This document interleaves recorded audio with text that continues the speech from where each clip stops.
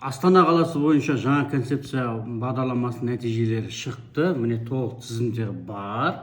Сол тізімдерде кімдер өтті, қай жылдар өтті, бір бөлмелігі, екі бөлмелігі, үш бөлмелігі, соның бәрін қазір мен отырып алып, мынандай параққа жазып, нақтылап жазып жатырмын. Сосын толыққанды сіздерге видео түсіріп беремін.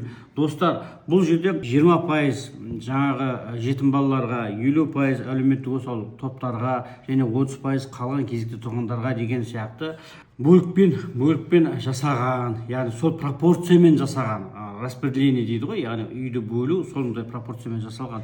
Өте әділетті, мен барлығын тексеріп отырмын, жаңағы жылдарына байланысты барлығы.